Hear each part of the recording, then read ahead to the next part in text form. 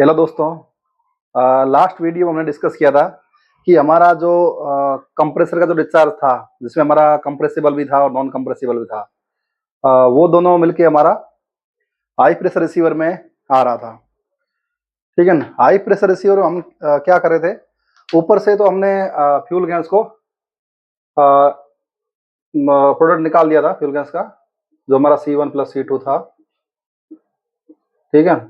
हमारे एब्जॉर्प्शन हमने करवाया था, एब्जॉर्बर कॉलम स्पॉन्ज एब्जॉर्बर में, स्पॉन्ज एब्जॉर्बर का जो टॉप था वो हमारा जा रहा था फ्यूल गैस की ओडी में, और उसका जो दोनों का बॉटम था वो हमारा आ रहा था वापस हाई प्रेशर रिसीवर में। ठीक है। अभी उसका बॉटम हम डिस्कस करेंगे। जो उसका जो हमारा हाई प्रेशर रिसीवर है या इसको बोलते हैं हाई प्रेशर सेपरेटर, इसका जो बॉटम रहेगा वो हमारा स्टीपर फीड पंप लगा हुआ है। स्टीपर फीड पंप से हमारा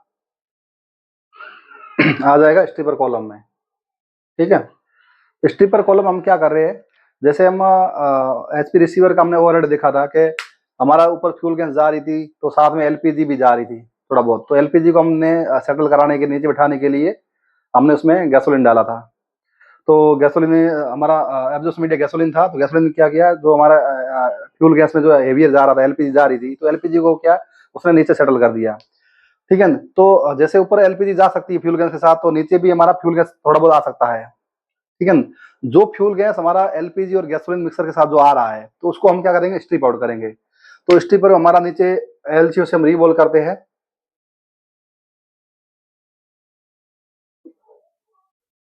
ठीक है ना, ये रीबॉल लगा होता है। ठीक है ना। हम एलसीओ से रीबॉल करते हैं, हमारा जो एलसीओ प्रोडक्ट है, मैन थ्री सीटर कॉलम का जो हमारा एलसीओ प्रोडक्ट है, उसे हम स्ट्रिपर की रीबॉलिंग करते हैं। और उसका दूसरा ऑप्शन भी रहता है, स्टीम से भी हम रीबॉलिंग करते हैं। ठीक है ना। तो हमने रीबॉल किया। ठीक है ना। जो हमारा लाइटर C1 C2 था वो हमारा ऊपर से निकल गया। ठीक है ना। और हमारा जो बॉटम में बचा गैसोलीन प्लस एलपीजी, थोड़ा बहुत C1 C2 जो कैरी हुआ था वो तो हमारा ऊपर वापस डिस्ट्रीब्यूट होके हमारा एचपी रिसीवर में चला गया। ठीक है ना। और हमारा बॉटम जो बचा एलपीजी और गैसोलीन दो प्रोडक्ट, वो हमारा आ गया डीब्यूट नजर कॉलम में। डीब्यूट डीब्यूट का मतलब है हमारा डीब्यूट, ब्यूट को रिमूव करना। तो डीब्यूट नजर कॉलम हम क्या कर रहे हैं, हमारे पास दो प्रोडक्ट है, एलपीजी और गैसोलीन, बाइनरी मिक्सर है। तो बाइनरी मिक्सर में हम क्या कर रहे हैं, ऊपर से हमारा जो लाइटर एलपीजी है C3 plus C4, LPG C3 plus C4। ठीक है ना। तो एलपीजी को हम ऊपर से प्रोडक्ट हम निकाल देंगे, और हमारा जो गैसोलीन है वो अब बॉटम से हम विड्रॉल करेंगे। ठीक है।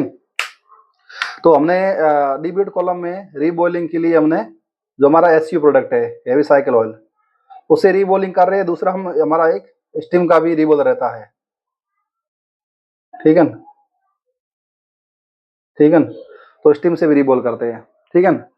तो रीबॉलिंग करके हमारा जो लाइट एलपीजी ऊपर निकल गया, और हम यहाँ ओवरहेड में फिन फैन है, फिन फैन से गो थ्रू होते हुए हमारा ओवरहेड कंडेंसर रहेंगे, कंडेंस किया, कंडेंस करने के बाद हमारा डीब्यूट रिफ्लेक्स ड्रम में आ गया। ये हमारा डीब्यूट रिफ्लेक्स ड्रम है। ठीक है ना। और एक इसका हॉट वेपर बाईपास भी रहता है, कूलर जो रहता है इसका हॉट वेपर बाईपास भी रहता है, हॉट वेपर बाईपास। ठीक है ना। वोड वेपर बाईपास का पर्पज ये होता है कि अगर हमारा जैसे हम डीब्यूट कॉलम और डीब्यूट रिफ्लेक्स ड्रम है, दोनों का डीपी 0.5 kg मेंटेन करते हैं। अगर यहाँ 20 kg है तो यहाँ 19.5 kg होगा प्रेशर। तो हमारा अगर डीपी अगर लो हो रहा है, जैसे 0.5 है तो 0.4 0.3 हो रहा है। ठीक है ना। तो हमारा अगर डीपी लो हो रहा है तो हमारा क्या है, यहाँ पे बैक प्रेशर बढ़ेगा इस साइड। ठीक है ना। तो बैक प्रेशर बढ़ेगा तो हमारा क्या होगा, यहाँ पे जो हमारा प्योरिटी है वो प्योरिटी प्रॉपर मेंटेन नहीं हो पाएगी। ठीक है ना। और हमारा अगर डीपी हमारा बढ़ रहा है तो हमारा क्या है, वेपर जल्दी ट्रेवल करेगी। ठीक है ना। जैसे यहाँ पे अगर 20 kg है, यहाँ 19.5 था और 19.3 हो रहा है, डीपी बढ़ 0.7 हो गया है। ठीक है ना। तो हमारा वेपर है जो जल्दी ट्रेवल करेगा, जिससे हमारा क्या है, प्रॉपर सेपरेशन नहीं हो पाएगा डीब्यूट में, मतलब हेवियर भी साथ में कैरी करेगा। ठीक है ना। तो इसलिए हम क्या कर रहे हैं, इन दोनों के बीच में डीपी मेंटेन कर रहे हैं। अगर हमारा जैसे अगर टेम्परेचर डाउन जा रहा है, ठीक है ना। जैसे हमारा प्रेशर यहाँ पे, तो हम क्या करेंगे, हॉट वेपर खोल लेंगे, बाईपास खोल लेंगे, तो मतलब कंडेंस कम करेंगे, सीधा बाईपास से हम हॉट वेपर को डीप में डाल देंगे, ठीक है ना। तो इससे हमारा डीप मेंटेन हो गया। अभी हमारा क्या, एक तो हमने रिफ्लक्स डाल दिया कॉलम में, ठीक है ना, और दूसरा हमारा एलपीजी है, वो हमारा प्रोडक्ट निकल गया। अभी हम एलपीजी का क्या करेंगे, एलपीजी का आगे अमाइन वाश होता है, जैसे उसमें हमारा जो सल्फर रहता है, एस्ट्रेस रहता है, गैसेस फॉर्म में जो रहेगा हमारा, ठीक है ना, और हमारा लिक्विड फॉर्म जो भी एस्ट्रेस रहेगा, तो उसको हम क्या करेंगे, अमाइन वाश कराएंगे, अमाइन एब्जॉर्बर कॉलम में अमाइन वाश कराएंगे। तो हमारा एलपीजी है वो वाया पंप हमारा आ जाता है अमाइन एब्जॉर्बर कॉलम में। ये हमारा अमाइन एब्जॉर्बर कॉलम लगा हुआ है, जिसमें हमारा क्या है, लीन अमाइन आता है कॉमेंडस से, और हमारा उसमें जो हमारा सल्फर इम्प्योरिटी जो रहती है, एस्ट्रेस जो रहता है, वो हमारा अमाइन में सेटल हो जाता है, और एलपीजी हमारी ऊपर से निकल जाती है। तो जो सल्फर उसमें मिक्स हुआ अमाइन में, वो हमारा रिच अमाइन हमारा चला जाता है आगे कॉमेंडस में वापस, और हमारा जो एलपीजी है वो ओवरहेड से निकल के हमारा आ जाता है अमाइन सेटलर में।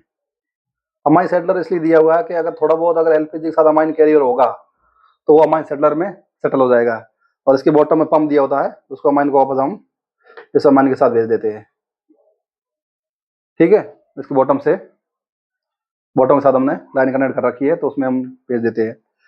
अभी अमाइन के बाद जो हमारा एलपीजी है, इसका ओवरहेड निकला, वो हमारा जा रहा आगे कॉस्टिक वॉश के लिए। कॉस्टिक वॉश में हम जो हमारे उसमें मरकैप्टन है, आरएसएस ग्रुप का जो हमारा रहता है सल्फर, वो हम वहाँ पे कॉस्टिक वॉश करके रिमूव करते हैं, ठीक है ना। वो हम नेक्स्ट वीडियो में डिस्कस करेंगे। और दूसरा हम ये देखते हैं कि जो एलपीजी हमारा रहता है, एलपीजी के टेस्ट में हमारा देखते हैं वेदरिंग, एलपीजी वेदरिंग। तो हमारा एलपीजी वेदरिंग है वो हम मेंटेन करते हैं -2 से +2 के बीच में मेंटेन करते हैं, ठीक है ना। -2 और +2 के बीच में मेंटेन करते हैं, क्योंकि -2 और +2 है, ये है कि -2 अगर जहाँ पे -2 भी अगर टेम्परेचर रहेगा, तो वहाँ पे हमारा एलपीजी सिलेंडर खाली हो जाएगा, ठीक है ना। तो अगर -2 है, अगर -3 आ रही है या -4 आ रही है, तो इसका मीन से हमारा लाइटर ज़्यादा आ रही है, मतलब C1 C2 आ रही है। तो हम क्या करेंगे, स्ट्रिपर का रिबोलिंग, उस कंडीशन में स्ट्रिपर का रिबोलिंग बढ़ाएंगे, ठीक है ना।